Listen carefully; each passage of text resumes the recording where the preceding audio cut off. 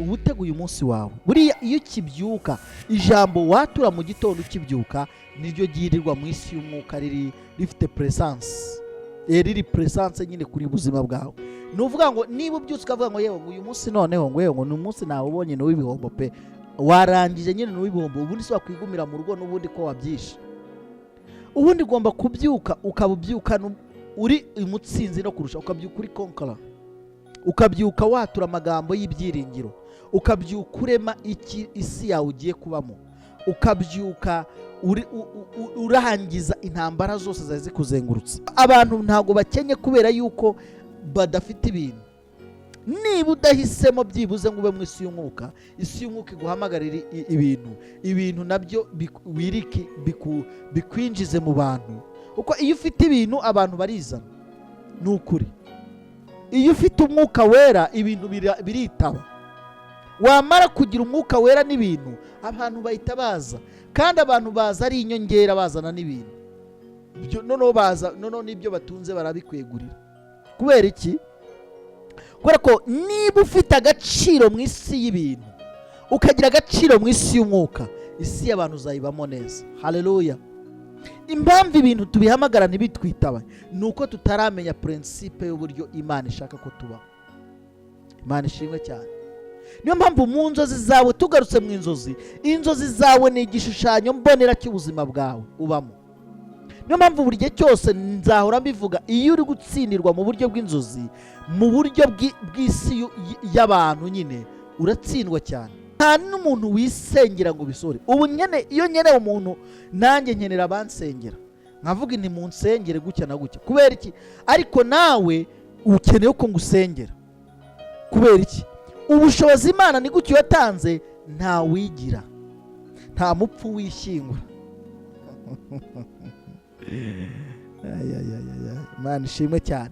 Nta mupfu wishyingura, ndetse nta n'uwaboshywe amaguru n'amaboko ngo wiboho. Gutese ukenera abakubohora. Abo bakubohora rero, niyo mpamvu abantu bavuga ngo ariko se ngo umuntu ngo abaye atashoboye no kwikamira nayo muyenzi, ngo none ngo agiye gusengera abakire. Yego, ndabyemera cyane. Ntabwo ari kwikamira yo muyenzi, ariko mu isi y'umwuka arabifite. Imana ishimwe cyane. Ibyo kubyumva ko afite ama etaje mu isi y'umwuka, afite amamodoka mu isi y'umwuka, afite abana mu isi y'umwuka, afite ababyeyi nubwo ari imfubyi mu isi y'umwuka, afite abantu nubwo ntabo muri kubona. Kuko ibyo atunze mu isi y'umwuka, abatabifite bazabimukeneraho. Niba bimukeneraho, Imana itunga nyirayo. Imana ishimwe cyane. Icyo si nta kindi ndenzaho. Niyo mpamvu mu isi y'inzozi yawe, iyo wabashe gutsindwa mu isi y'abantu no mu isi y'ibintu, byakurangiranye. Inyatsi, amadeni n'imyaku n'umwaka uvanze n'itaka bikwirundaho. Amahoro y'Imana bane namwe mu izina rya Yesu Kristo wa Nazareti. Umunsi tugeze ku munsi wa kabiri wo gusobanukirwa uburyo ki twasenya imyuka igendagenda mu buzima bwacu, ariko tubigendeye mu nzozi. Niyo mpamvu uyu munsi wa none nshaka ko dusobanukirwa kuri uyu mwuka wa kabiri. Nidusoma mu Kuva ibice 20 n'umurongo wa 5, harimo amagambo avuga ngo mpora abana gukiranirwa kwa base. Reka tuwasome mu izina rya Yesu Kristo wa Nazareti. Aharanditswe ngo ntukabyikubita imbere, ntukabikorere, kuko Uwiteka Imana yawe ndi Imana ifuha. Mpora abana gukiranirwa kwa base, nkageza kubuzukuruza n'ubuvivi bw'abanyanga. 6, nkababarira bankunda bakitondera amategeko yanjye, nkageza kubuzukuruza bwabo bibihe 1000. Uwiteka rero iyo agiye guhana umuntu, amuhana ariko akurikije ibyo ababyeyi be bakoze n'ibyo bagendeyemo. Icyo gihe umwana ahita abigenderamo. Ni ukuvuga ngo nubwo mu mategeko y'isi icyaha ari gatozi, ariko mu y'Imana ho iyo ukora icyaha uba uri kubiba mu bana bawe, uba uri kubiba mu bazagukomokaho. Niyo mpamvu uyu munsi wa none ni uwo kwisuzuma no kwicisha bugufi. Mu nzozi zawe urota ukwiye kwisuzuma kandi ukicisha bugufi, kugira ngo ubashe kugendererwa n'Imana mu izina rya Yesu Kristo wa Nazareti. Niyo mpamvu ukwiye kumenya ibyaha byabanje n'inkomoko yabyo, maze warangiza ugafunga imiryango y'iyo mivumo yaba yarateye ku muryango wawe ndetse nawe. Ikindi, ugomba gutekereza niba hari ukuramya ibigirwamana mu muryango wawe, ibicaniro by'abarozi, imiti, nivuga imiti ndabavuga ibijyanye na n'ibi bintu nyine abapfumu batangaga byo kwisiga no kugenda nyine ibintu nk'ibyo, nabyo ukabimenya, kandi ukamenya niba nta marozi yakoreshejwe mu muryango wawe, indahiro z'ababyeyi barahira imbere y'ibigirwamana. Icya kane, ukareba niba nta maraso yamenetse, ubwicanyi, gukomeretsa cyangwa se gukuramo inda, ibyo byose ukabimenya. Ikindi kintu ukamenya ngo ese nta bwiyandarike bukabije aribwo busambanyi n'ibindi biri mu muryango wawe. Warangiza ugasenga uti Data wa twese wo mu ijuru, ndemera ibyaha byanjye n'ibyo n'abankomokaho, kandi ndemera n'ibyo bazankomokaho, ndabyihana mu izina rya Yesu Kristo wa Nazareti n'umutima wanjye wose, umbabarire mu izina rya Yesu Kristo wa Nazareti, amen. Ndabasuje rero mu izina rya Yesu Kristo, bahaye ikaze mu kiganiro cyacu cy'uyu munsi, mu masengesho yacu y'uyu munsi, kuri video y'uyu munsi. Imana y'amahoro ibaho umugisha, mbifurije icyumweru cyiza, nyagasani Imana abane namwe, kandi kubaho kw'Imana kubabeho mu izina rya Yesu Kristo wa Nazareti. Hanyuma reka twinjire byimbitse muri uku kwisuzuma no kwicisha bugufi mu buryo bwo gufunga imiryango inzozi zibasha kuba zagira gute, zasenyukiramo cyangwa se mu kimwe tugatsindirwa. Nababwiye ngo iyo watsindiwe mu nzozi nta kindi kiba cyabaye, nuko haba hasigaye ikintu kimwe gusa cyo gutsindwa no mu buryo bufatika. Kuko aha tugiye kwihuta rero, dusome mu Migani 28 umurongo wa 13. duhora tuwusoma, twawusomye cyane, ngo uhisha ibicumuro bye ntazagubwa neza, ariko ubyatura akabireka azababarirwa. Imana ishimwe cyane. Ibi bishatse kuvuga iki? Bishatse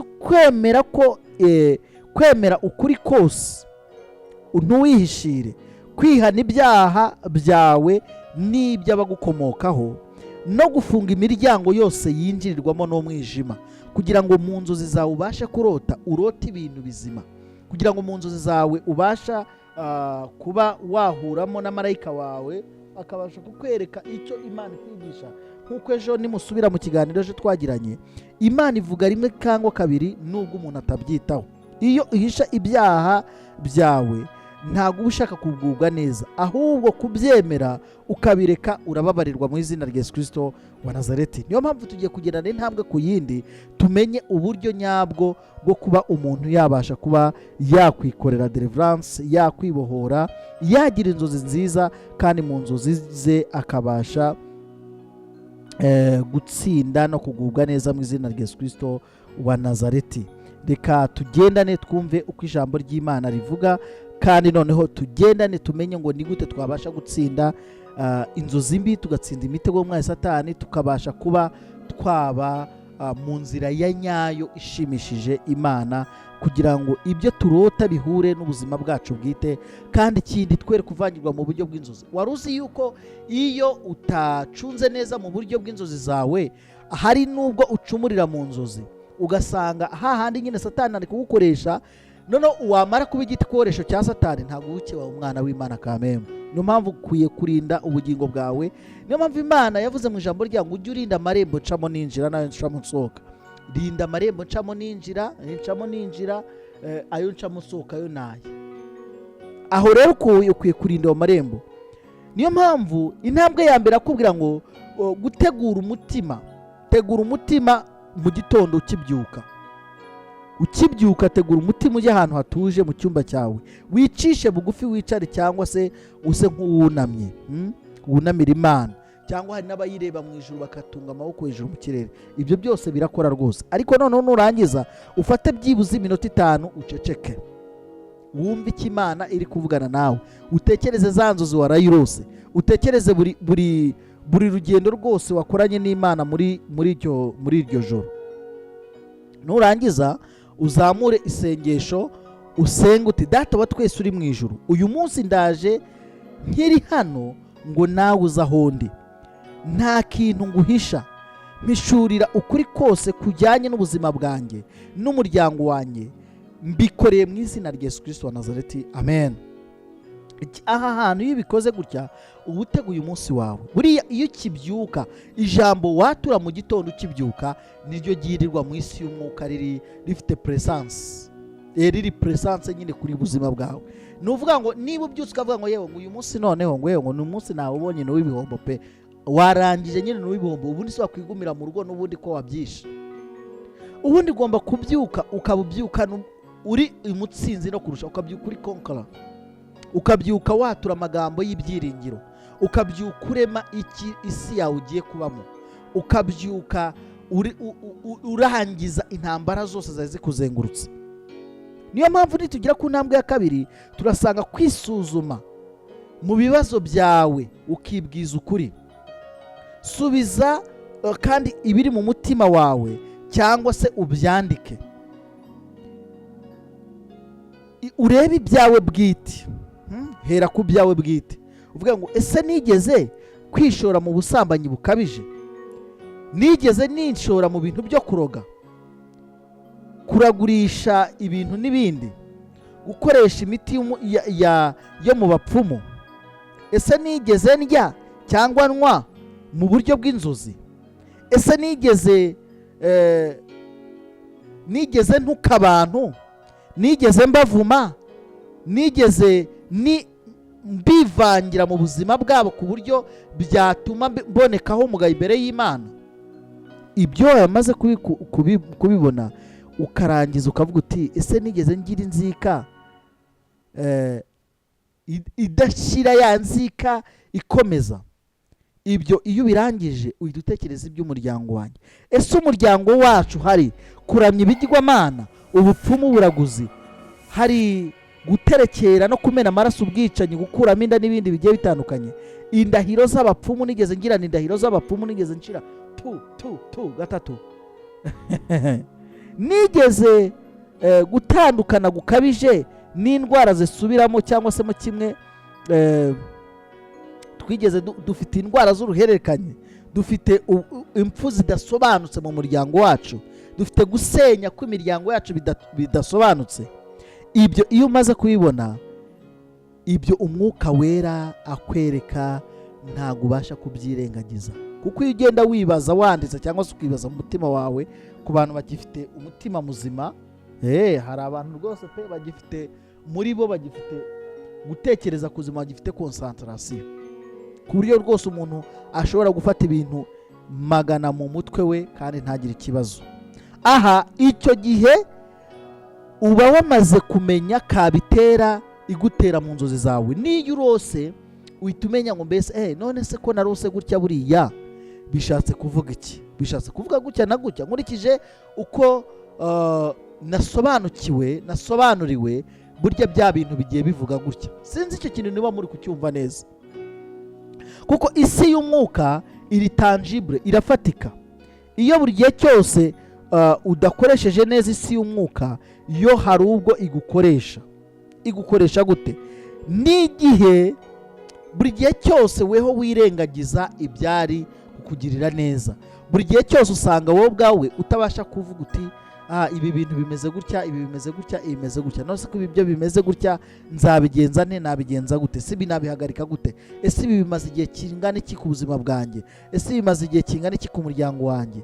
Ibyo uko ugenda ubitekereza, uko ugenda ubipangira, uko ugenda ubyuzuza muri wowe, uko ugenda ukuramo icyo ukuri, uko ugenda usenya imyuka imwe n'imwe, ndiko Imana igenda isanga ubuzima bwawe, ugatangira kumva ni nkaho uri kubohoka, ugatangira kumva hari intambwe imwe uri kuvaho, hari urundi rwego uri kujyaho mu izina rya Yesu Kristo wa Nazareti. Ukwiye kugira noneho intambwe ya gatatu, ni ukugira isengesho ryo kwicisha bugufi, kandi rikaba iry'ingenzi cyane mu buzima bwawe. Ushobora gufata yenda ugafata nk'iri sengesho nateguye, ugasenga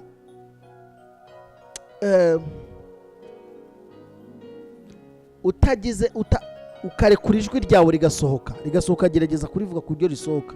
Hari ugusengera mu mutima mu gihe uri mu bantu, kuko Imana iravuga ngo dusenge iteka, tunasengesha umwuka. Ariko aha ni igihe wiherereye ku buryo ibyo ubasha kuvuga bigira icyo twita tensiyo yawe nyine ikumvikana, ukavuga uti data wa twese uri mu ijuru, nemeye ko ndi umunyabyaha, nihanye ibyaha byanjye byose, ibyo nzi n'ibyo ntazi, ndihana kandi ibyaha by'ababyeyi banjye na ba sekuruza banjye na ba sogokuru banjye, ndasaba imbabazi ku muryango wanjye wose, mbonye ko amaraso Yesu Kristo abasha kubabarira, kandi we kubera ko andebera mu rukundo rwa data wa twese uri mu ijuru, nk'umutima musha mbikore mu izina rya Yesu Kristo wa Nazareti, amen. Iri sengesho urifata akanya ukaritekereza ku maraso Yesu Kristo, ukamesera uhereye ku mutwe wawe ukageza ku birenge byawe, ukumva yuko amaraso Yesu Kristo uri kuyikwizaho. Wagera hano rwose ugafungura ugeze hano ugafungura, ukamanuka ukumva yuko hari amarembo uri gufungura muri wowe, ukamanuka ukumva yuko hari amarembo uri gufungura, ukamanuka ukumva ko hari amarembo yawe uri gufungura, amaraso Yesu Kristo ari kukuzura, ukamanuka hose ukagenda ugera ku birenge byawe, wumva amaraso Yesu Kristo ari kugukwira, kandi ukumva ko ari igikorwa kiri kuba. Ntabwo ari ibintu by'amagambo gusa, ntabwo ari ugupfa kwivugira, ahubwo ni igihe uba uri gutegura intambwe tugiye kujyaho, kuko ntiwabasha kuyigeraho utamanje wikwiza amaraso Yesu Kristo. Aha rero aya maraso Yesu Kristo iyo amaze kugera kuva ku musatsi wawe ukayageza ku birenge, ubusabane, peresanse y'Imana itangira kumvikana ku buzima bwawe, utangira noneho kujya wasenga Imana ikabasha kukumva. Intambwe ya kane iravuga ngo gufungura imiryango, gufunga imiryango y'umwijima. Noneho warangiza iyo umaze gufunga imiryango y'umwijima, niho turaza gufungura n'imiryango y'umugisha mu izina rya Yesu Kristo wa Nazareti. Vuga wizeye kandi udatinya, uvuga uti mu izina rya Yesu Kristo wa Nazareti ndafungura imiryango yanjye yose yafunzwe n'ibyaha. Haleluya. Niyafunzwe n'icyo ntazi, n'ibyo ntazi, mba mbizi cyangwa se ntabizi, ndayifunguye mu izina rya Yesu Kristo wa Nazareti. Mu buzima bwanjye ndafungura imiryango yose y'ubuzima bwanjye ndetse n'amahirwe yanjye yihishe muri njyewe. Warangiza ukavuga ngo nihakanye uburenganzira bwose umwijima yagiraga ku buzima bwanjye ndetse n'abanjye mu izina rya Yesu Kristo wa Nazareti. Aha ushobora kwifashisha urwandiko Pawulo yandikiye Abanyefeso ibice 4 n'umurongo wa 27, twumve ukuntu ukavuga ngo kandi ntimukabererekere Satani. Aha usenga nta na kamwe ko kubererekera Satani kari ku buzima bwawe mu izina rya Yesu Kristo wa Nazareti. Iyo udaha umwanya Satani mu buzima bwawe, aha ubasha gutsinda ndetse birya imbere. Aha ubasha kuva ku rwego rumwe ukagera ku rundi rwego mu izina rya Yesu Kristo wa Nazareti. Aha uba bamaze kumva yuko wowe ubwawe n'abawe wamaze kugera ku butsinzi bwa nyabwo mu izina rya Yesu Kristo wa Nazareti. Aha rero utangira kumva yuko noneho Imana iri kumwe nawe, kandi hari ugutsinda muri wowe, hari ukunesha muri wowe, ubiheshejwe n'amaraso Yesu Kristo yamenye i Karuvari mu izina rya Yesu Kristo wa Nazareti. Imana ishimwe cyane. Aha tugeze ku ntambwe noneho ya gatanu. Intambwe ya gatanu iravuga ngo igikorwa cyo kwemera, action, ariko iyi step yitwa action. Kwemera, kugira kwemera. Ubwo mukanya ndahita ngaruka noneho gufungura imiryango y'umugisha. Aha twamaze kugira igikorwa cyo kwemera. Irinde amagambo mabi. Ikindi, ntukirebere mu ishusho, mu mashusho y'ibyatambutse cyangwa mu bitekerezo bikangura icyaha cyawe. Ikindi, niba hari ikintu cyakwibutsa icyaha nk'amafoto y'icyo cyaha, ibyo bintu kibishyire. Icyo ugomba gukora, ugomba kubifata ukabikura mu buzima bwawe, ukabirimuvinga mu buzima bwawe, ugatangira kubaka icyizere gishya ndetse n'umurimo mushya muri Kristo Yesu mu izina rya Yesu. kuko iki nicyo kimenyetso cy'uko kwihana kwawe ari ukukuri. Kuko ibintu byose uba wabikuye mu buzima bwawe ubona bitangira ya step yo kuba noneho wafungura imiryango y'umugisha wawe. Aha noneho niho uhita winjira ugafungura imiryango y'umugisha wawe, ugasenga ngo Data wa twese uri mu ijuru, ndafungura amarembo y'imigisha yanjye, ndafungura amarembo y'iterambere ku buzima bwanjye. Warangiza ugafunga ya marembo mabi, ugatangira kwinjira mu gufungura amarembo y'umugisha mu buzima bwawe. Aha iyo wamaze gufunga ayo marembo mabi, uba ugiye kugera ku butsinzi bwa nyabwo mu izina rya Yesu Kristo wa Nazareti. Imana ishimwe cyane.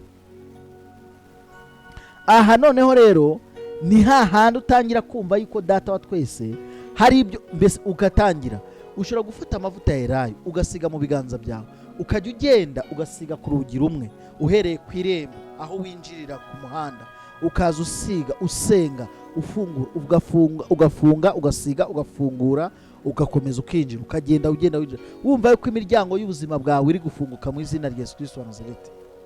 Ni ukuri, mujye mugera igihe rimwe mu gihembwe, mubikore, mufungure inzu zanyu, mwirukane imyuka mibi, cyane cyane abamama rwose mujye mugerageze mubikore.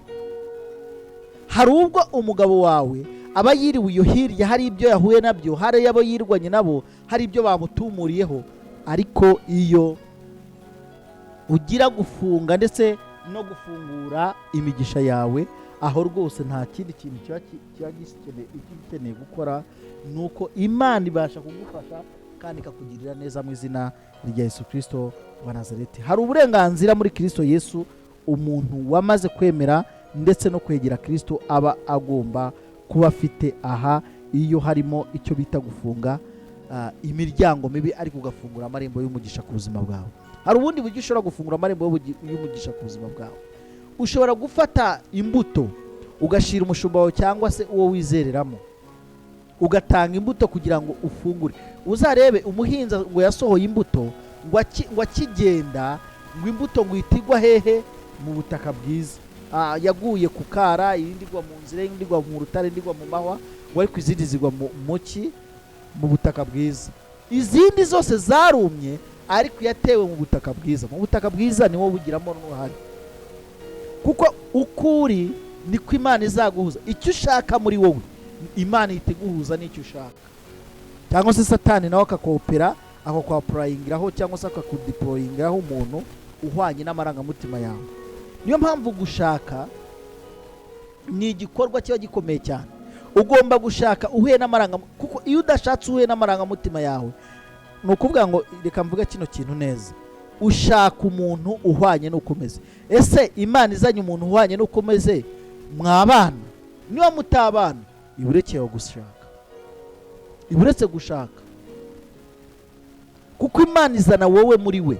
Niyo mpamvu nyine umugabo yicira akavuga ati nakara ko mu mara yanjye, nakagufwa ko mu magufwa yanjye. Ibyo rero bishatse kuvuga iki? Bishatse kuvuga ngo ubutsinzi bwa nyabwo muri Kristo Yesu buva mu gufungurirwa kw'imiryango yawe, ndetse no kwizera Imana Data wa twese wo mu ijuru, ukaba umwana w'Imana isumba byose, ukagira ubutsinzi bwa nyabwo muri Kristo Yesu. Imana ishimwe cyane.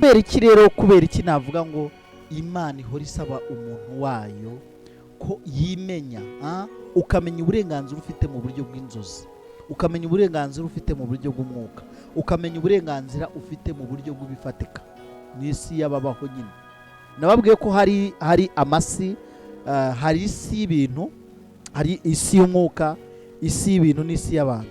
Ibyo bintu iyo wamaje kubitondeka neza, iyo uri mu isi y'umwuka iguhereza isi y'ibintu, kuko ibintu byumva umwuka, ariko abantu ntago bumva ibintu.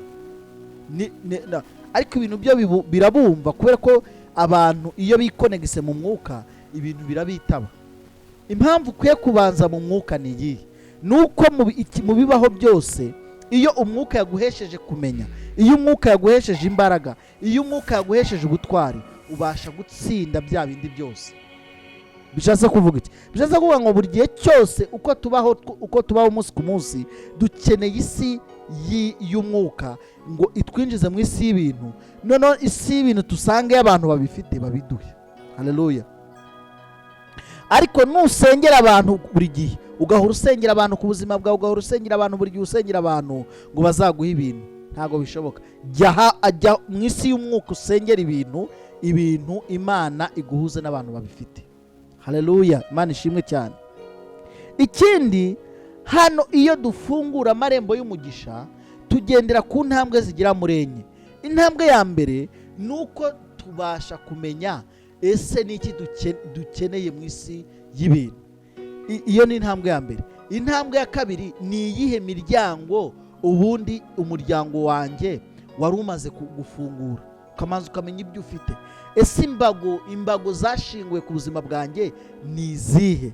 Ese ni hehe ngewe numva iyo miryango ninyifungura ije kumara iki ku buzima bwanjye?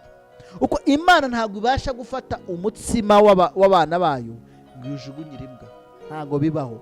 Byanga byakunda iwuhereza abana bayo ba nyabo. Imana ishimwe cyane. Niyo mpamvu mu bibaho byose kandi muko umuntu agomba kugenda amenya buri munsi, agomba kumenya ngo mbese ndinde mu isi y'umwuka, numvirwa gute mu isi y'ibintu. Uko abantu ntabwo bakenye kubera yuko badafite ibintu. Niba udahisemo byibuze ngo ube mu isi y'umwuka, isi y'umwuka iguhamagarira ibintu nabyo bikwinjize mu bantu. Uko iyo ufite ibintu abantu barizana, ni ukuri. Iyo ufite umwuka wera ibintu biritaba. Wamara kugira umwuka wera n'ibintu, abantu bahita baza, kandi abantu baza ari inyongera, bazana n'ibintu noneho n'ibyo batunze barabikwegurira. Kubera iki? Kubera ko niba ufite agaciro mu isi y'ibintu, ukagira agaciro mu isi y'umwuka, isi y'abantu uzayibamo neza. Haleluya. Impamvu ibintu tubihamagara ntibitwitaba ni uko tutaramenya prinsipe y'uburyo Imana ishaka ko tubaho. Imana ishimwe cyane. Niyo mpamvu mu nzozi zawe, tugarutse mu inzozi zawe ni igishushanyo mbonera cy'ubuzima bwawe ubamo. Niyo mpamvu buri gihe cyose nzahora mbivuga, iyo uri gutsindirwa mu buryo bw'inzozi, mu buryo bw'isi y'abantu nyine, uratsindwa cyane. Niba inyamaswa yakwirukagaho mu nzozi ukayihisha cyangwa se mwo kimwe ukayihunga, icyo gihe mu isi y'abantu uzahura n'abantu bakurwanye kandi baguhige, imivumo na karande bizakokama, inyatsi zikuzeho, ndetse ibyo uzagerageza gukora byose ntabwo uzatsinda, kubera ko already wamaze gutsindwa. Nitwinjira, ndashaka yuko mbere yo kuryama kwawe, isengesho ryo ku munsi wa kabiri ndibuze kubabwira, umanze ukamenya ngo mbese ndinde mu isi y'umwuka, ndinde nshoboye iki mu isi y'ibintu, abantu banzaho nagira abantu bameze gute. Uko iyo utaraba umuntu, iyo ukiri umukene nyine ugendana n'abakene, ariko iyo ufite akantu ugendana n'abakire. Impamvu abantu bagifite icyo bafite birikinga ku bafite icyo bafite mu isi y'umwuka ni ukubera iki? Kubera ko nabo bazi ko ari ibyo bakeneye kubera ko ufite uburenganzira bwo kubihamagara wowe ubwawe. Kandi kubera iki wowe udafite inzu n'imodoka, ariko noneho ugafasha abantu kugira amamodoka menshi? Ni ubuhanga Imana yakoze, kuko ufite icyo afite mu isi y'umwuka ni umutunzi ndetse no kurushaho. Ahubwo ikibazo ni kimwe, wirikinga nande mu isi y'abantu. Abantu bakuzaho ni abakeneye yuko byunguka ibyabo, ariko byamara kunguka nabo bakagira icyo bakumarira. Ni iki Imana yateguye yuko umutambyi atungwa n'ubutambyi, ndetse n'umunyamasengesho agatungwa n'amasengesho, uwigisha agabana n'uwo yigisha. Haleluya. Mwibuka kandi isezerano ry'Imana, Imana yavuze ngo iki? Yaravuze ngo uburyo uko umwaka uje, umutambyi ajya ajyanana n'undi mutambyi ahera. Nibamara kugira ahera, hazabaho ibintu bibiri. Umutambyi mukuru azarambika amavuta mu mutwe w'umutambyi muto. Noneho wa mutambyi muto kuko abaye ordination, abaye mbese ahawe, noneho yimitswe. Namara kwimikwa, nawe azongera afata amavuta yasuke, kuko agize imigabane ibiri. Agize umugabane uhabwa n'umutambyi mukuru, agize n'umugabane uva mu mavuta. Haleluya. Uwo rero ni wa wundi niwe wongera agasuka amavuta hehe ku mutwe w'umutambyi mukuru, kubera ko ari amavuta agiyeho nyuma, ni nawe azashiriraho nyuma. Sizi niba ibyo bintu mubyumvise neza. Ibi kwari kugira ngo amavuta atava mu mutwe w'abatambyi. Ibyo bishatse kuvuga ngo nta muntu wihanurira, nta n'umuntu wisengera ngo bisore. Ubu nyene iyo nkeneye umuntu, nanjye nkenera abansengera, nkavuga nti munsengere gutya na gutya. Kubera iki? Ariko nawe ukeneye ko ngusengera. Kubera iki? Ubushobozi Imana ni gutyo yatanze, nta wigira, nta mupfu wishyingura. Imana ishimwe cyane. Nta mupfu wishyingura, ndetse nta n'uwaboshywe amaguru n'amaboko ngo wibohe. Gutese ukenera abakubohora. Abo bakubohora rero, niyo mpamvu abantu bavuga ngo ariko se ngo umuntu ngo abaye adashoboye no kwikamira nayo muyenzi, ngo none ngo agiye gusengera abakire. Yego, ndabyemera cyane. Ntabwo ari kwikamira yo muyenzi, ariko mu isi y'umwuka arabifite. Imana ishimwe cyane. Ibyo kubyumva ko afite ama etaje mu isi y'umwuka, afite amamodoka mu isi y'umwuka, afite abana mu isi y'umwuka, afite ababyeyi nubwo ari imfubyi mu isi y'umwuka, afite abantu nubwo ntabo muri kubona. Kuko ibyo atunze mu isi y'umwuka, abatabifite bazabimukeneraho. Niba bimukeneraho, Imana itunga nyirayo. Imana ishimwe cyane. Icyo si nta kindi ndenzaho. Niyo mpamvu mu isi y'inzozi yawe, iyo wabashe gutsindwa mu isi y'abantu no mu isi y'ibintu, byakurangiranye. Inyatsi, amadeni n'imyaku n'umwaka uvanze n'itaka bikwirundaho. Hanyuma ndashaka kugira ngo dusoreze kuri iri sengesho ryo kuba waryamana, ukabika mu mutima wa mu gihe ugiye, ukavuga ngo Data wa twese uri mu ijuru, ndagushimira imbabazi wampaye. Uyu munsi nirwanye nawe, umutima wanjye uraruhutse.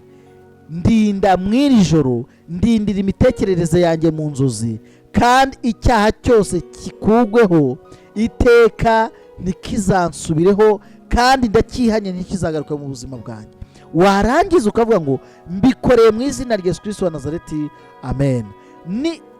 Niba ufite umwanya uhagije, fata Zaburi ya 51. Iyi ni Zaburi y'umuntu ugiye kuryama. Iyi ni Zaburi yo guhabwa imbaraga. Iyi ni Zaburi y'ibimenyetso.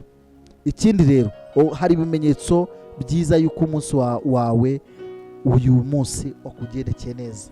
Niba ibi twakubwiye wabyumvise, uzumva ufite umutima worohewe kugira isengesho ryiza, kandi inzozi zizatuza. Wumve ni nk'ejo, wumve hari imiryango wafunguwe ku buzima bwawe. Ikindi rero nuko uzumva wifuza ubuzima bushya kuruta indi minsi yose, mu izina rya Yesu Kristo wa Nazareti. Reka ejo tuzavuga ku bijyanye n'indahiro n'amasezerano y'amaraso ndetse n'amagambo yavuzweho agira ingaruka ku buzima bwawe, mu izina rya Yesu Kristo wa Nazareti. Kadusenge. Mana, mu izina rya Yesu ndasengera uyu mugabo, uyu mumama, uyu mukobwa, uyu musore, uyu mwana mutoya, ndabasengeye mu izina rya Yesu Kristo wa Nazareti. Ndahumanura inzozi zabo, ndafungura ikirere cy'inzozi, ndirukana inzozi mbi kuri bo. Mwami Imana, ndasenya ibicaniro by'inzozi mbi ku buzima bwabo. Ibyo barotaga bibi ndabyirukana, ndabahesha kurota neza, ndabahesha kugendera mu butsinzi bwa nyabwo. Ibyo bisabye Imana byengigiye mu izina rya Yesu Kristo wa Nazareti. Turakoze, amen. Imana ibahe umugisha kandi bagirire neza. Shalom, shalom.